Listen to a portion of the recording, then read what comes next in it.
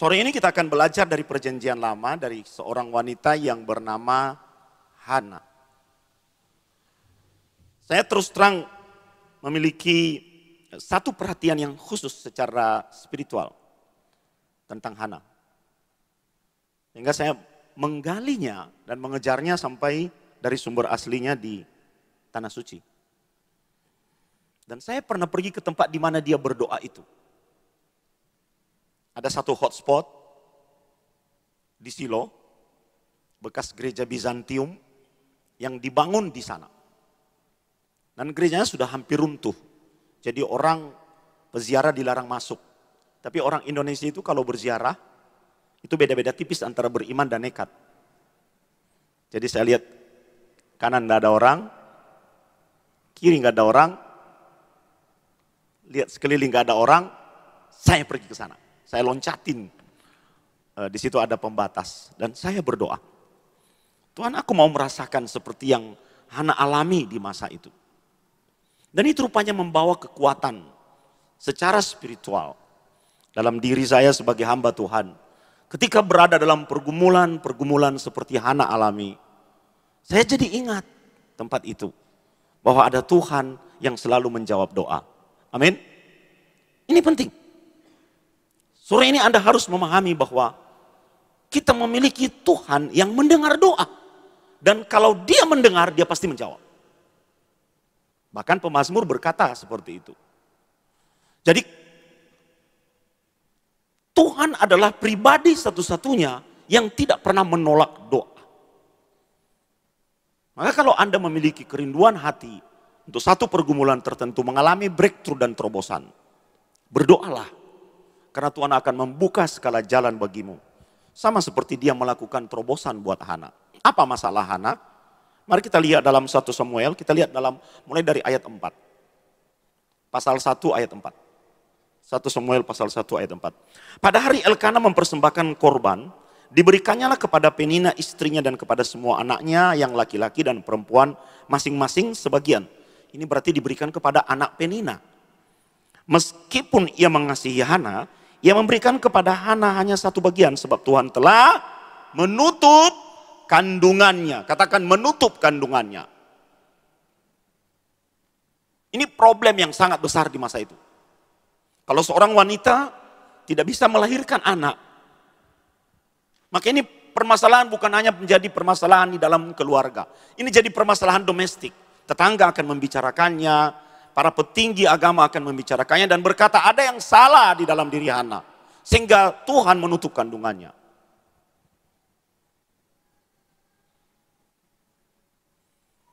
Jadi Hana mengalami tekanan dari dua arah. Tekanan yang pertama, dari madunya yang kalau Anda membaca perikop ini, lihat ayat 6, tetapi madunya selalu menyakiti hatinya, supaya ia gusar karena Tuhan telah menutup kandungannya. Hana mengalami pelecehan verbal. Mungkin dikata-katai, mungkin Hana menutup pintu dengan keras, mungkin Hana memandang remeh, padahal yang tua itu Hana. Makanya nggak enak kalau punya dua istri, saudara. Selalu berantem. Yang satu merasa lebih penting dari yang lain. Jadi jangan pernah memberikan ruang dalam pikiranmu untuk memperbanyak istrimu. Dan pelecehan verbal yang kedua, dia mengalami tekanan sosial dari lingkungannya. Karena ajaran Taurat di masa itu memberitahu bahwa kalau seseorang tidak bisa melakukan reproduksi, maka Tuhan sedang menghukum orang itu. Jadi dia berada dalam penghakiman. Anda bisa bayangkan kalau Anda seorang Hana, pasti ada di dalam pikiranmu bahwa hidupmu menjadi tidak berharga. Masa depan itu runtuh. Seperti sudah tidak ada jalan keluar. Apa yang kita pelajari? Bagian pertama yang kita pelajari dari kasus ini dan situasi Hana adalah jangan pernah merasa bahwa Anda satu-satunya di dunia ini yang doanya tidak dijawab oleh Tuhan. Mari belajar dari Hana. Dia pedih, mengalami tekanan, intimidasi di dalam dan di luar. Bahkan mungkin ada intimidasi di dalam pikirannya. Tapi dia menepis itu karena dia merasa bahwa di dunia ini bukan hanya dia seorang yang doanya tidak dijawab oleh Tuhan. Bukan dia seorang wanita, istri yang tidak melahirkan anak. Dia membangun pola pikir positif, walaupun hatinya pedih. Permasalahan kita orang Kristen, ketika kita bergumul dan memiliki pergumulan yang mungkin lebih berat dari Hana. Setiap kita akan bergumul. Tema utama di sini adalah pergumulan. Mari kita belajar dari Hana untuk memenangkan diri kita terhadap setiap pergumulan itu. Untuk bisa mengatasi setiap intimidasi. Untuk tetap bisa berharap kepada Tuhan. Nah, Hana memiliki sebuah sikap yang positif. Yang menjadi pembelajaran penting buat kita. Jangan merasa bahwa doamu tidak dijawab oleh Tuhan. Jangan merasa bahwa Anda orang paling malang di dunia dan satu-satunya yang tidak dijawab doanya oleh Tuhan. Sebab kalau itu terjadi, maka Anda akan mulai kehilangan semangatmu untuk hidup dan daya juang. Dari Hana kita belajar bahwa dia memiliki sebuah daya juang. Dia tidak pernah merasa minder, walaupun dia merasa sedih dengan situasi itu. Kan setiap orang memiliki pergumulannya masing-masing. Ada yang bergumul dengan masalah kesehatan, ada yang bergumul dengan masalah pekerjaan, ada yang bergumul dengan masalah ekonomi, ada yang bergumul dengan masalah anak, ada yang bergumul dengan masalah pelayanan, ada yang bergumul dengan berat badannya. Gitu? Saya dulu bergumul dengan perut saya, agak ke depan. Tapi sejak saya stop nasi, belum six pack sih saudara, masih one pack. Tapi lumayanlah untuk dilihat. Tunggu 6 bulan lagi saya bisa six pack. Semua orang punya pergumulannya masing-masing. Jadi kalau sore hari ini, Anda yang ada di rumah, kalau sore hari ini Anda memiliki pergumulan, belajar dari Hana. Jangan pernah merasa orang paling malang di dunia. Jangan pernah merasa dan memainkan playing victim. Anda menjadi korban dari situasi. Karena itu tidak akan pernah memberikan jalan keluar bagimu. Orang-orang Kristen itu seringkali terpuruk hanya karena persoalan ini. Yang merasa, aku sudah didoakan pendeta, aku sudah berobat, kenapa keadaanku tidak berubah? Itu intimidasi di dalam pikiran. Dan kita harus menang, sama seperti Hana menang. Akan ada orang-orang yang seperti Penina, yang masuk dalam pikiranmu, yang mungkin menjelek-jelekanmu, yang mungkin mendiskreditkan atau membicarakanmu secara negatif. Dan itu masuk ke telingamu. Kalau saya sih, apalagi dalam dunia pelayanan ya, orang mau ngomong apa emangnya gue pikirin. Selama saya mengevaluasi diri apa yang dikatakannya nggak benar, ya sudah. Ngapain ngurusin yang kayak gitu. Fokus saja lihat ke depan. Fokus pada pelayanan dan tanggung jawab yang Tuhan berikan kepadamu. Kalau dulu telinga saya tipis mendengar, aduh tersinggung. Dengar ini tersinggung. Lama-lama habis waktu kita untuk ngurusin yang seperti itu. Lama-lama kita lupa untuk melihat apa rencana Tuhan di balik persoalan dan pergumulan yang sedang kita hadapi. Jadi Hana berada dalam tekanan sebetulnya. Dia disakiti, ia menangis dan tidak mau makan.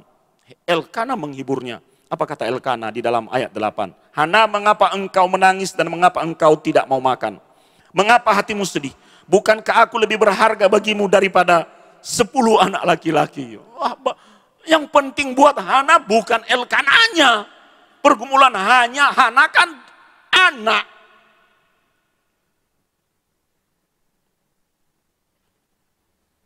Bagian pertama ini benar-benar pikirkan selama Anda mendengarkan khotbah ini.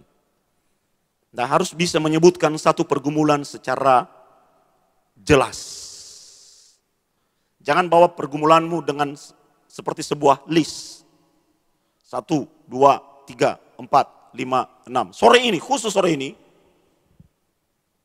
ambil satu di antara sejumlah daftar itu, ambil satu yang paling utama. Dan sebutkan secara jelas nanti pada saat kita berdoa. Haleluya. Hana pingin punya anak. Ada banyak pergumulan yang lain, tapi dia membawa topik itu di hadapan Tuhan. Dan ini menjadi teladan buat kita. Mari kita bawa topik yang spesifik di hadapan Tuhan. Mari kita bawa topik yang spesifik. Dari mana kita tahu Hana membawa topik yang spesifik itu di hadapan Tuhan? Ini poin kedua. Lihat ayat yang ke-9. Pada suatu kali setelah mereka habis makan dan minum di Silo, berdirilah Hana, sedang Imam Eli duduk di kursi dekat tiang pintu bait suci Tuhan. Silo apa sih? Silo adalah sebuah tempat yang menjadi pusat keagamaan Israel di masa itu, sebelum tabut Tuhan dipindahkan ke Yerusalem oleh Daud. Jadi dulu tabut Tuhan ada di Silo. Di situ ada bekas tanah lapang, saudara, yang menjadi pusat arkeologi. Karena saya ini dosen, saudara, pengajar sekolah Alkitab, saya selalu mengumpulkan benda-benda arkeologi Alkitab. Dan saya tertarik dengan kumpulan batu yang ada di sana. Karena itu bekas tempat di mana tabut Tuhan ditaruh. Dan ditulis identitasnya di situ. Ini adalah alas tabut perjanjian. Gimana caranya ngambil? Kembali lagi. Bukan menjadikan itu jimat ya, saudara. Saya datang ke sana, saya datangin mereka, Pak, saya dosen dari Indonesia. Saya, boleh nggak saya minta satu potongan batu itu untuk saya bawa pulang untuk menjelaskan ketika saya mengajar di kelas mengenai alas bait Allah. Oh boleh, silakan ambil.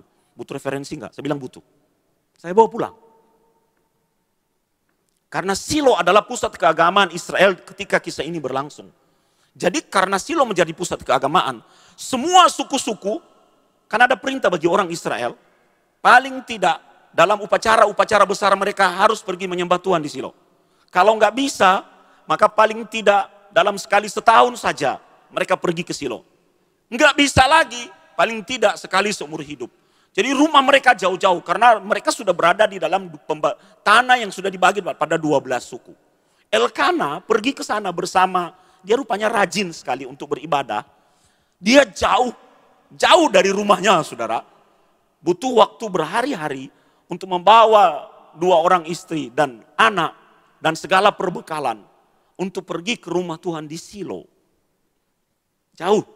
Kalau kita melihat peta dari Ramataim Zofim, pegunungan Efraim, tempat mereka tinggal menuju Silo, itu sangat jauh.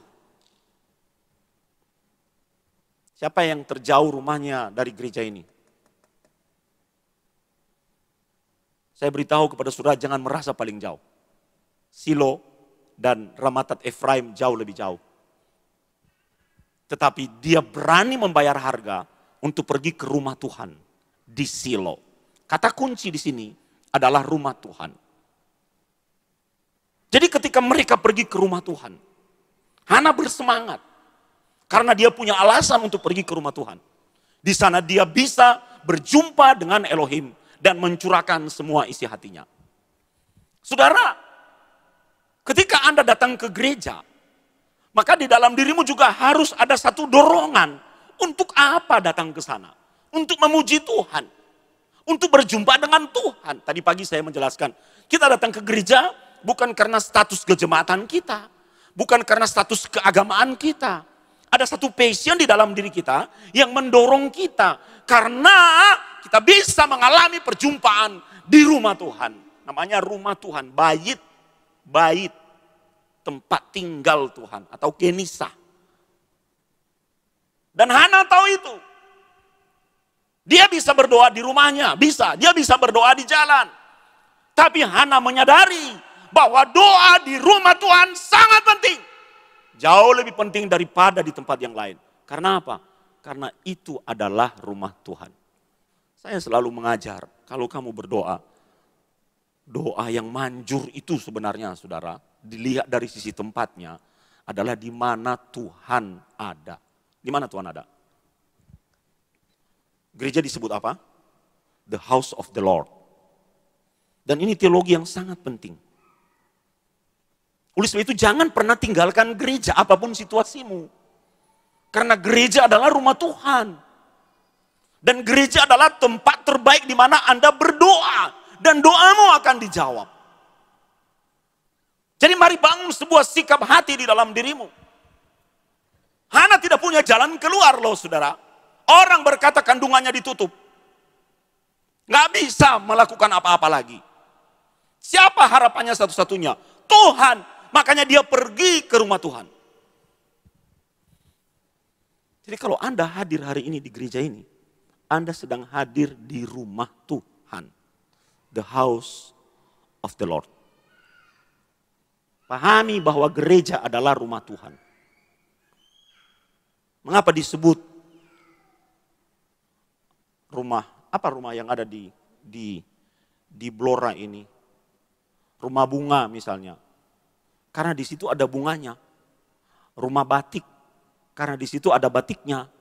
Rumah makan, karena aktivitas di tempat itu adalah makan. Kalau dikatakan rumah Tuhan, maka itu merujuk pada Tuhan yang ada di sana. Jadi Anda datang ke gereja, bukan hanya memanaskan kursi dudukmu, bukan hanya setor muka kepada gembalamu, Anda datang ke gereja untuk berjumpa dengan Tuhan di rumahnya. Amin. Jadi nggak boleh ngantuk kalau di rumah Tuhan. Karena kita sedang berjumpa dengan Tuhan. Ini yang Hana ajarkan kepada kita. Dia tidak punya jalan keluar atas segala situasinya. Jadi kalau mau situasimu berubah, datanglah ke rumah Tuhan. Tapi jangan pulang ke rumah Bapa. Itu jalurnya beda. Datang ke rumah Tuhan. Rumah Tuhan ada di tempat ini. Inilah genisahnya. Ini rumahnya. Itu yang hendak Hana katakan kepada kita dari pengalamannya. Dalam ayat yang ke-9. Pada suatu kali, setelah mereka habis makan dan minum di Silo, berdirilah Hana. Sedang Imam Eli duduk di kursi dekat tiang pintu bait suci Tuhan. Dan imam yang ada di sana pada itu adalah Imam Eli. Itu adalah orang yang ada di dalam rumah Tuhan. Lihat ayat 10. Dan dengan pedih hati ia berdoa kepada Tuhan sambil menangis terseduh-seduh. Kasihan benar ya. Dia menghadap Tuhan dengan menangis terseduh-seduh. Makanya saudara-saudara, hai suami-suami, jangan sakiti istrimu. Nanti dia pergi ke rumah Tuhan, menangis terseduh-seduh, Anda yang kena getahnya loh.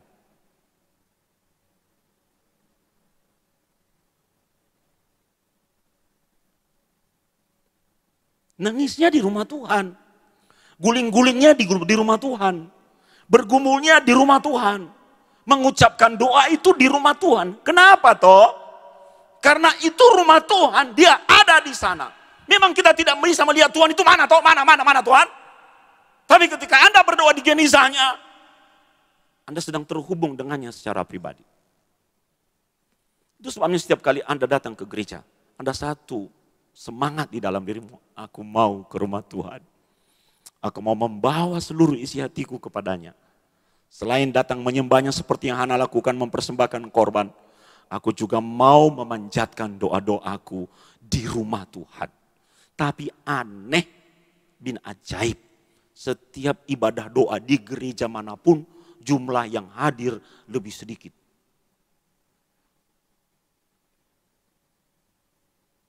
Sedikit. Hadirnya di ibadah. Saudara, di dalam ibadah boleh berdoa. Tapi kalau ada kegiatan khusus untuk berdoa yang memang difokuskan untuk memanjatkan doa kepada Tuhan, justru Anda harus ambil kesempatan pertama untuk pergi ke sana. Karena itu adalah tempat di mana Tuhan mendengar doa. Amin. Amin. Yang bilang amin, besok hari Sabtu ya, Jumat, datang doa. Karena itu kesempatan yang spesifik untuk memanjatkan sesuatu di hadapan Tuhan. Itu yang Hana lakukan. Dia tidak berdoa di rumahnya. Dia tidak berdoa di jalan, walaupun dia bisa melakukan itu. Dia sadar, dia butuh satu tempat di mana Tuhan hadir dan dia bisa mengekspresikan dengan pedih hati. Dia bawa kepedihannya kepada Tuhan. Makanya kalau Anda punya pergumulan, jangan menyampaikan kepedihanmu di Facebook. Tuhan gak punya akun Facebook. Jangan menyampaikan kepedihanmu di status WhatsAppmu. Hatiku lagi sedih, lagi bergumul. Pernah mendengar temanmu yang kayak gitu? Tuhan gak bisa baca WhatsApp. Gak usah ngomongin sama orang.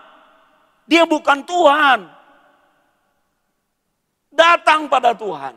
Curahkan isi hatimu kepada Tuhan. Sampaikan secara tuntas sampai Anda lega. Dari mana kita tahu Hana mencurahkan isi hatinya? Lihat ayat 13. Dan karena Hana berkata-kata dalam hatinya, dan hanya bibirnya saja bergerak-gerak, tetapi suaranya tidak kedengaran.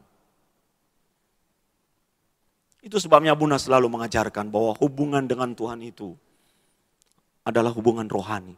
Saat kita terhubung dengan Tuhan, Tuhan tahu seluruh isi hati kita. Itu yang dilakukan oleh Hana. Herannya hari-hari ini, bukannya pergi ke gereja, orang pergi ke Facebook.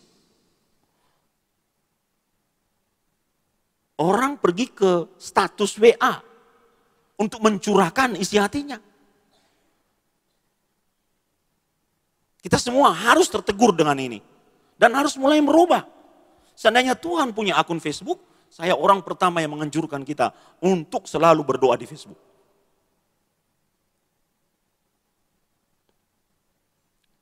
Yang menarik adalah Hana hanya berkata-kata dalam hatinya. Dan bibirnya saja yang bergerak-gerak. Sebenarnya terjemahannya kurang tepat ini. Sebenarnya Hana itu menyampaikan dengan lirih di hadapan Tuhan. Sehingga orang lain tidak mendengarnya, tapi dia bisa mendengar suaranya sendiri. Oh Tuhan, tolong aku Tuhan.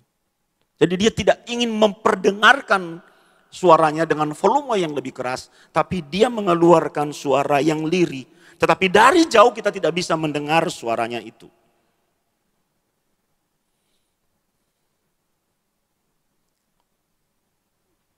Poin yang pertama, setiap kita punya pergumulan. Dan masing-masing pergumulan itu harus membawa kita dalam level yang lebih tinggi menghadapinya. Kita harus mengelola pergumulan itu, jangan sampai kita memberikan ruang bagi intimidasi, bagi tekanan, bagi situasi. Sebab itu akan membuat kita tenggelam.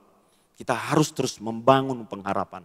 Poin yang kedua, ketika kita membawa pergumulan itu, bawalah ke hadapan Tuhan. Datang ke rumah Tuhan. Apapun pergumulan saudara, datang ke gereja di mana Anda bertumbuh berakar. Karena itu yang diajar oleh firman Tuhan. Berdoa di sana. Anda nggak mau doamu didengar oleh orang lain. Sampaikan dengan lirih di hadapan Tuhan. Sebab Tuhan pasti mendengar. Kenapa? Karena itu rumahnya. Itu yang dilakukan oleh Hana. Haleluya. Jadi nanti pada saat kita berdoa, gerakkan bibirmu. Mulai saat ini hentikan update status mengenai kebutuhanmu dan pergumulanmu. Jangan kirim sinyal dan kode-kode kepada orang lain. Saya dulu punya seorang worship leader. Sekarang tidak lagi bersama-sama dengan saya. Berkali-kali saya tegur. Kalau kamu punya kebutuhan, sampaikan kepada Tuhan. Jangan sampaikan di mimbar gereja. Dan dibungkus dengan kata-kata rohani. Oh puji Tuhan saudara-saudara. Saya barusan mengalami mujizat. Tiba-tiba sebelum berangkat ke gereja ini tadi. Saya mau minum air dingin. Dan saya menemukan kulkas saya ternyata tidak dingin. Saya ngecek ke belakang. Ternyata kabelnya sudah terbakar. Tuhan berikan pertolongan tepat waktu. Untung saya bisa menemukan, dan walaupun kulkas itu sudah tidak bisa terpakai lagi, saya percaya mujizat akan terjadi. Tuhan akan ganti dengan kulkas yang lebih baru. Itu kan message pesan terselubung. Saya bilang, no, nggak boleh. Kalau itu jatahmu dari Tuhan, minta pada Tuhan. Tuhan akan punya banyak cara untuk menjawab doamu. Tuhan akan punya banyak cara. Ketika kita hands up, angkat tangan. Di situ kita menyatakan ketidakberdayaan di hadapan Tuhan. Itu yang dilakukan oleh Hana. Itu sebabnya kita tidak boleh berhenti berdoa. Doa harus kita jadikan gaya hidup. Hana bila-bilain dari jauh pergi ke Silo untuk berdoa. Dia bayar harga. Kita bagaimana? Baru hujan dikit gak mau ke gereja. Baru tersinggung sedikit pindah gereja. Baru punya halangan sakit kepala sedikit gak mau ke gereja. Aduh online aja. Nggak ada jemputan, nggak mau ke gereja. Nggak berusaha untuk cari jemputan. Atau nggak berusaha untuk cari pengangkut pergi ke gereja. Saya mau beritahu kepada kita bahwa gereja adalah rumah Tuhan, tempat Dia menjawab doa. Kalau Anda tahu teknologi ini, maka jangan pernah tinggalkan doa dan jangan pernah tinggalkan rumah Tuhan. Apapun situasi dan alasan saudara. Karena doamu semakin Anda sering panjatkan, masa nggak nyangkut satu. Tuhan senang melihat orang-orang yang berdoa, saudara. Itu yang dilakukan oleh Hana, bagian yang terakhir. Apa yang menjadi poin penting buat kita dari kisah ini? Dia sempat disalahpahami oleh Eli ya. Dia berkata, kamu mabuk pagi-pagi. Ayat 14, lalu Eli berkata kepadanya, berapa lama lagi engkau berlaku sebagai orang mabuk, lepaskanlah dirimu daripada mabukmu. Tetapi Hana menjawab, bukan tuanku, aku seorang perempuan yang sangat bersusah hati. Anggur ataupun minuman yang memabukkan tidak kuminum. Melainkan aku mencurahkan isi hatiku di hadapan Tuhan. Ini seperti kan, mencurahkan isi hatiku di Facebook. Bukan, mencurahkan isi hatiku di hadapan manusia. Bukan, mencurahkan isi hatiku di hadapan Tuhan. Hari ini, apapun isi hatimu yang menjadi beban dan pergumulanmu, curahkan itu di hadapan Tuhan. Bahkan kalau perlu, kalau tidak ada jalan di situ, Tuhan akan buka tempat itu dan memberikan jalan supaya engkau lewat. Masih ingat ketika bangsa Israel berada di tepi Laut Merah? Di tepi Laut Merah. Laut itu tidak terbelah langsung seketika begini loh saudara. Tidak, salah itu di film. Bukan. Laut itu terbelah seiring dengan perjalanan mereka. Semakin melangkah, set. Melangkah, set. Melangkah, set.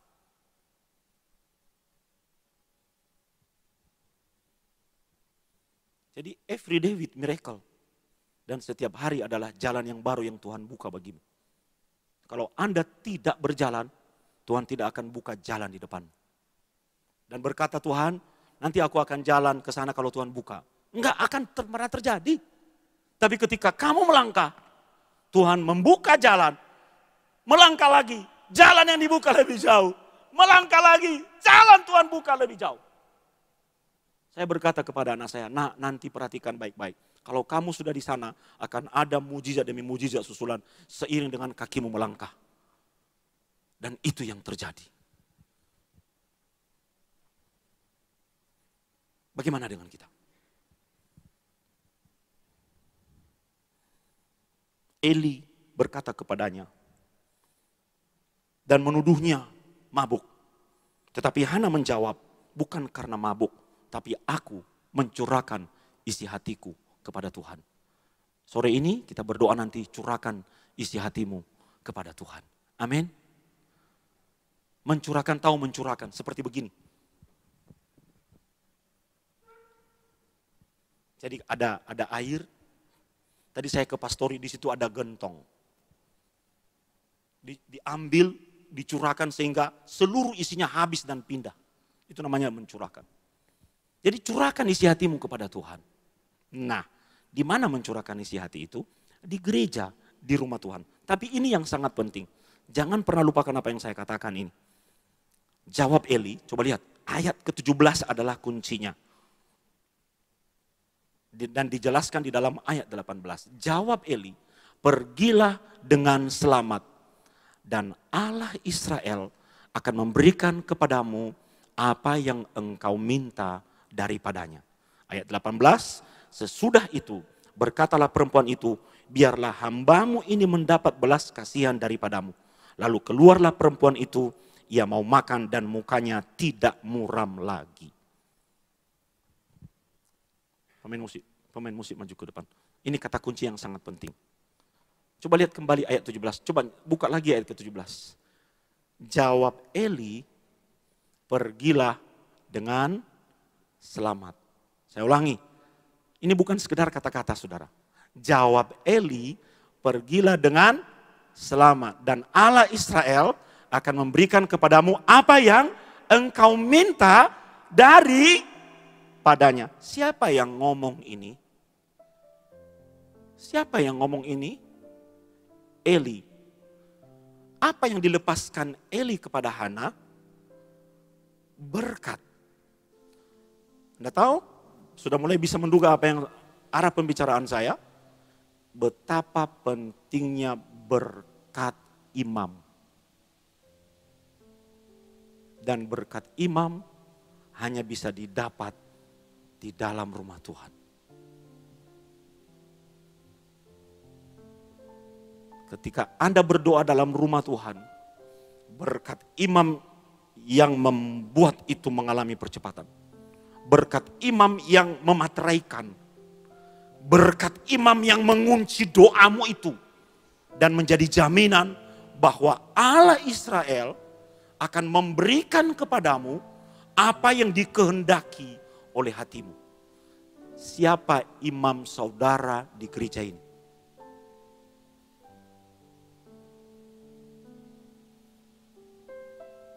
Siapa Bapak Ibu? Gembalamu. Siapa imam jemaat saya di Semarang? Saya sebagai gembala mereka. Ini yang seringkali diabaikan oleh anak-anak Tuhan. Ketika imam mendoakan, dia meletakkan tangannya di atas kepalamu. Dia meletakkan tangannya di atas pundakmu. Itu artinya apa yang menjadi doamu sedang dimateraikan di hadapan Tuhan. Supaya apa yang engkau doakan diberikan kepadamu. Siapa yang melegalkan itu? Imam.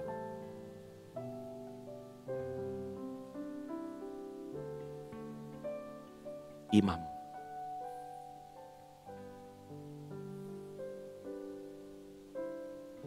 Gembalamu.